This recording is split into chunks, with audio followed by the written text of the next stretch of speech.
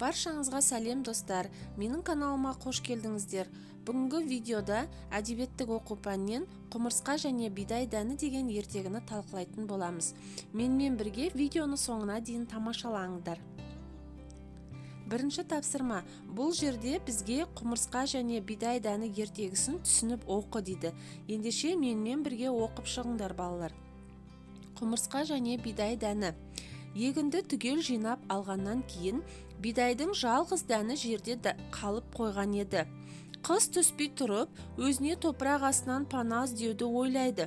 Осы кезде қасынан өтіп бара жатқан құмырсқа бидайдың дәнін көрді де қуанғаннан бұл олжасын үйлеуіне қарай домалатып ала жөнелді.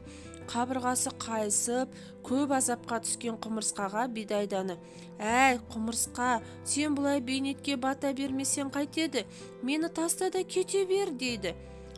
«Мен сені тастап кетсем, қыста азықсыз қаламын ғой. Біз көппіз, осылай әрқайсымыз бір дән апарсақ, қысқа көп азық жинап аламыз». Сөйтіп құмырсқа илеуі қазынаға толады. Сонда бидай дәні аз ойланып тұрып былай деді: «Әй, еңбекқор құмырсқа, менің сөзімді тыңдашы өзің». Құмырсқа арқасындағы ауыр дәнді жерге түсіріп, дәннің сөзін тыңдап демалып отырды. Дән айтты: «Кел, құмырсқа, екеуміз шарт жасасайық. Менің бойымда ғажайып жеңімпаз ұлы күш бар. Менің игі мақсатым өз бойымнан жаңа дән шығару. Онда да көп дән. Кел, сол үшін шарт жасасайық». «Қандай шарт?» деді құмырсқа таңдана қарады. «Ал, тыңда олай болса, егер мені илеуіңе апармай далаға қалдырып кетсең, келесі жылы менен бір дәннің орнына 100 дән аласың». Бұл сөзге таңданған құмырсқа басын шайқады.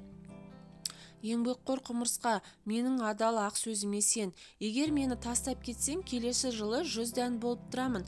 Құмырсқа илеуі дәнге толады. Құмырсқа желкесін қасып ойланып қалды. Бір дәннің орнына 100 дән? Осындай ғажап болады екен-ау. «Қалай сен 100 дән бола аласың?» деді құмырсқа әлі сеніңкіремей. «Құмырсқа, бұл өмір құпиясы. Мені топырақ астына жасырып кет, келесі жылы қайта орал. Мен 100 дән болып өсіп тұрамын». Құмырсқа жыл өткізіп қайта келсе, бидай дәні берген сертінде тұрған екен. Бұл ертегіні балалар Леонардо да Винчи, итальян жазушысы жазған екен. Ертегі өте түсінікті деп ойлаймын, Бұл жерде ертегінің басты мақсаты не?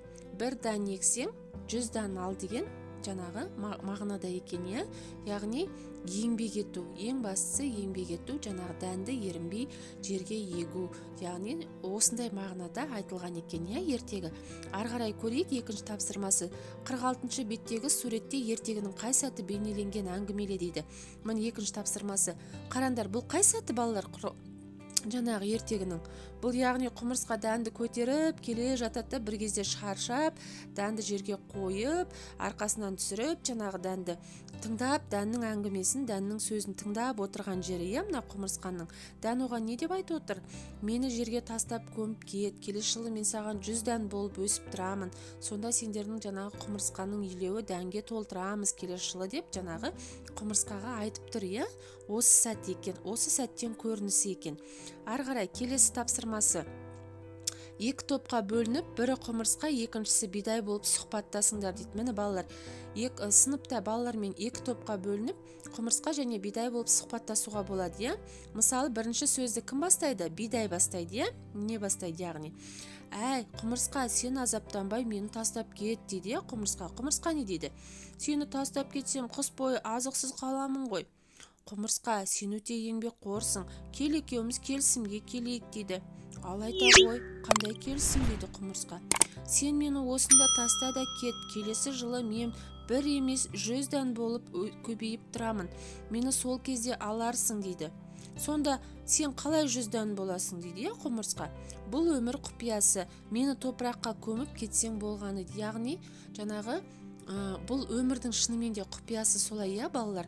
Бір дәнді, мысалы, ол тек қана бидай дәні болмасын, немесе қияр дәні болмасын, немесе қарбыз дәні болмасын, оны жерге ексек, одан көп астық алуға болады, Бір дәнді егу арқылы өте көп астық жаңағы өнім алуға болады, Ол жаңағы бидай ексек астық аламыз, қарбыздың бір дәнін ексек бірнеше қарбыз аламыз деген сияқты. Яғни бір дән тапсақ адамға, соның өзі еңбек еткен адамға өте үлкен олжа болады екен, иә. Келесі, міне қараңдар, бидай пікірінің дұрыстығын дәлелдеңдер. Мына суретке қарасаңдар, балалар, бидайдың пікірінің дұрыстығы, иә, осы сурет арқылы дәлелдеуге болады. Мысалы, дәнді жерге егеміз, ол дәннен келесі жылы көктемде көгеріп өскін шығады, иә, өскін шығады, ол өседі, жаз бойы ол су ішеді, жаңағы күннен жылу алады, жаңағы күннен жарық алады, су ішеді, содан жайқалып өсіп, күзге қарай оның басына жаңағы бірнеше дән, бір дәннен 100 дән деген сол бірнеше дән өсіп шығады екен, иә, бидайдан. Сосын жаңағы көз болған кезде ол әбден сарғайып, қатайып, дән бидайға айналып, таза бидай болып піседі екен, иә.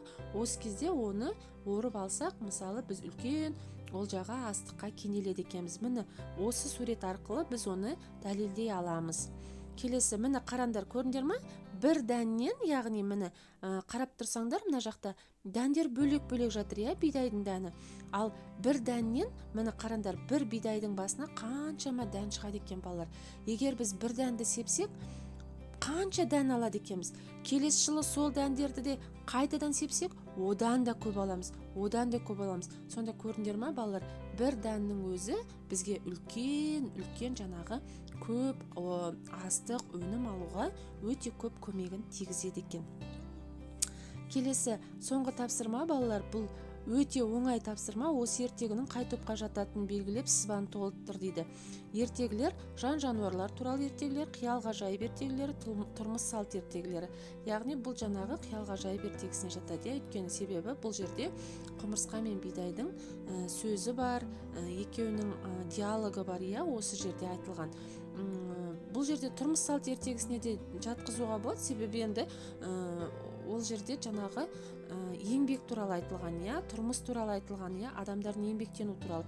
Бірақ бұл жердегі ертегі кейіпкерлері сөйлейтін болғандықтан, жаңа құмырсқа сөйлейді, бидай сөйлейтін болғандықтан, бұл қиял-ғажайып ертегісіне жатқызады екенбіз. Жалпы балалар, ертегі түсінікті деп ойлаймын. Егер де ертегіні мағынасы жағынан қарайтын болсақ, бұл тұрмыс салт ертегісіне жатқызуға болады, иә, себебі жаңағы бұл адамдардың еңбегіне байланысты айтылған ертегі екен.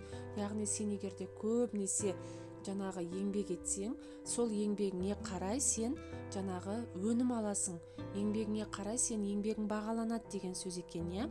Ал жаңағы бидайды жаңағы бір дәнді егу арқылы келесі жылы көп дән алуға болады деген мағынада айтылған екен. Міне балалар, осымен бүгінгі өте оңай, өте жеңіл, өте мағыналы, өте тәрбиелі ертегіміз аяқталды. Менімен бірге видеоны соңына дейін тамашалағандарыңа көптен көп рахмет.